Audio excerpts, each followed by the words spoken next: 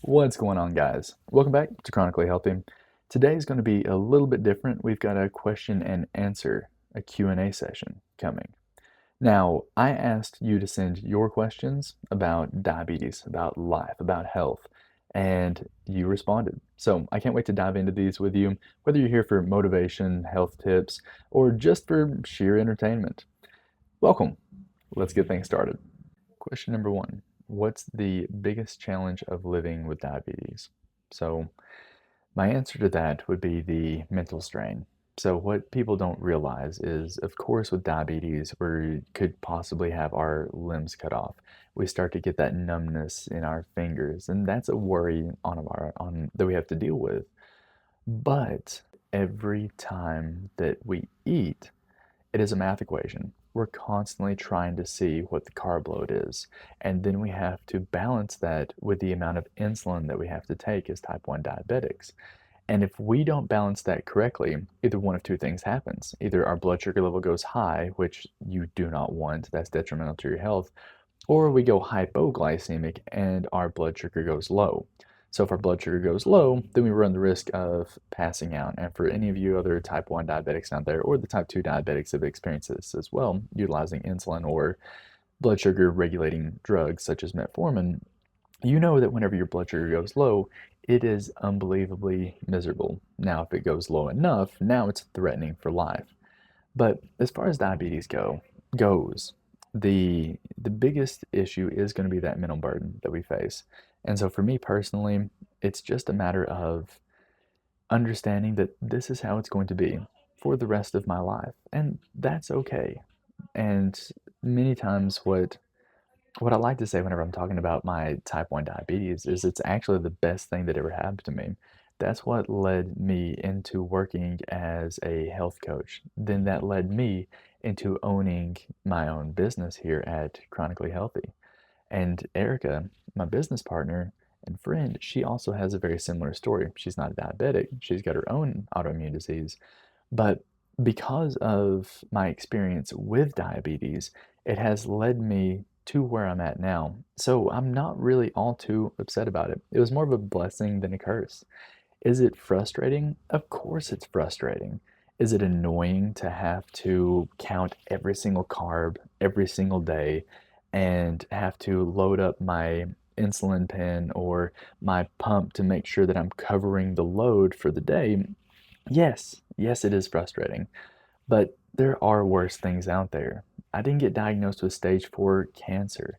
I didn't lose my eyesight. I didn't lose my hearing. There's so many worse things out there. So, kind of a long story long to this answer, but living with diabetes, it can be a burden. But everything is always the way that you look at it. And if you see it as something that you just have to do, but it is not who you are, you're not that victim. You are a victim of circumstance, but you're not truly a victim. Well, then you can deal with it. And then it's less of that strain mentally. But that's probably the biggest bugaboo with diabetes is that mental stress.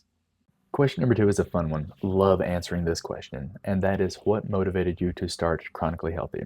So, of course, I'm only one half of Chronically Healthy, and so Erica Anderson is my business partner and friend, and together we created Chronically Healthy. But the reason that we created this business is because we saw a gap in the market for healthcare, and that gap is with chronic disease. And so what happens is a lot of times you're going to go to the doctor. The doctor's going to say your lab work looks normal, even though you live in your skin, you live in your body, and you know that you don't feel normal. You know that you feel like crap in comparison to what you used to feel like, or maybe you've never felt good, but you know something's wrong.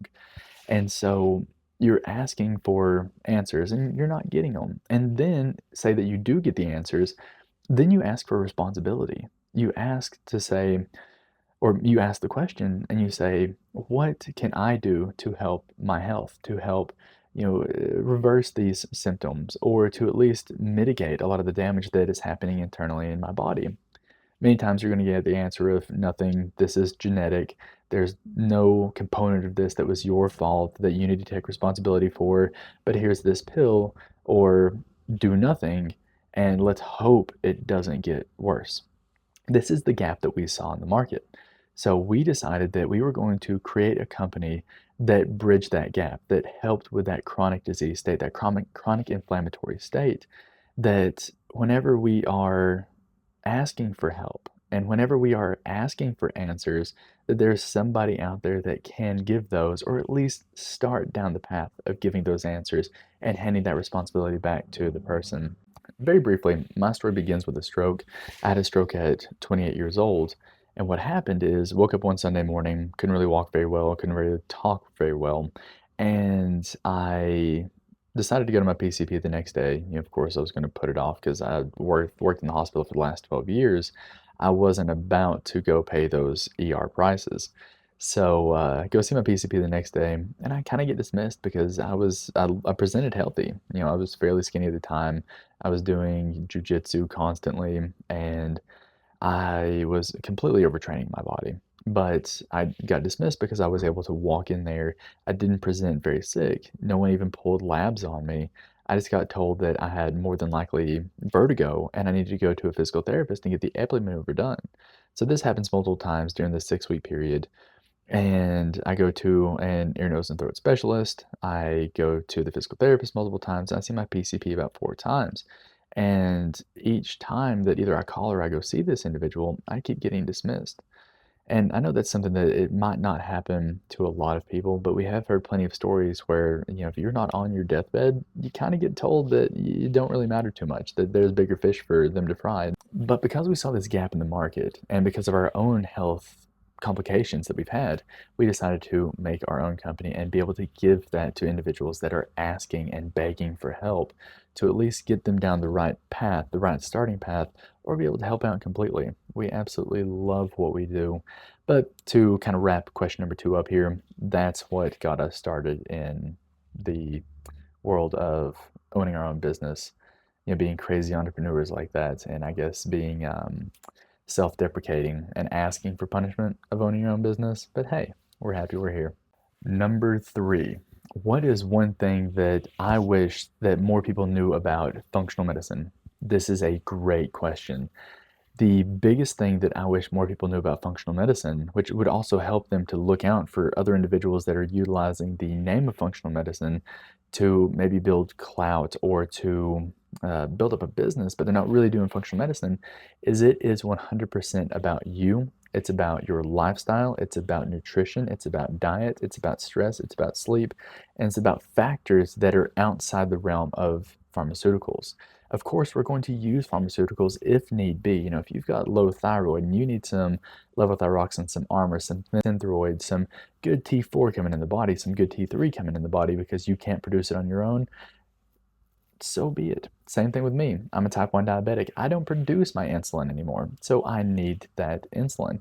But ultimately, functional medicine should be the practitioner that you're working with should be trying to get you to a place of sustainable health inside of your own life, that you don't need them or you need them on a less consistent basis. And it's all about you and personalization for your body and your lifestyle because no two people have the same DNA. And therefore, you should be treated completely differently, even if you do have the same affliction. So, to wrap up question number 3, functional medicine is about you and it should be personalized to you. And the individual that you're working with should be trying to push you out the door eventually because you should be more than capable of handling your health by yourself. We can always ask for help, but you should be the authority in this space about your own body. Question number 4, what's a typical day look like for me? So first things first, whenever I wake up, I'm always going to be checking my blood sugar level to see if there's any corrections that I need to make in the morning because of course there's the dawning effect that happens to many of us diabetics throughout the night where our blood sugar level will rise and it will not necessarily plummet depending on if we have the right settings with our pumps or if we gave ourselves too little or too much insulin. Once again, going back to kind of question number 1 there, talking about living with diabetes and always doing those math equations and making sure that you're working as your own pancreas. But that being said, from there, I'm going to hop into a nutrient-dense breakfast because, of course, chronically healthy, we're very focused on nutrition. We know the importance of especially proteins.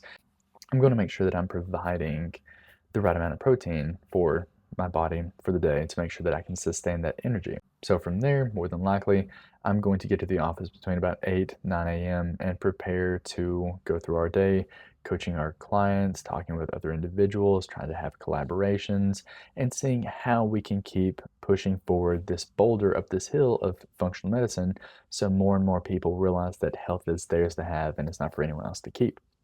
After the day is done, after the workday is over, then what I'm going to do is probably tend to go to the gym or I tend to go to jujitsu, get a little bit of that de-stress going by punishing my body in one way, shape, form, or fashion. After that, I'm going to spend a little bit of time with my wife. We're going to sit down, we're going to eat dinner, and then it's just rinse and repeat on to the next day. But that's what my typical day looks like, and I am extremely blessed to be able to have these kind of days. All right, guys, that's it for today's Q&A. Thank you for being here. If you found some value in this video, please subscribe to Chronically Healthy, give us a like, and throw a comment in there for the next Q&A session. Until then, stay chronically healthy.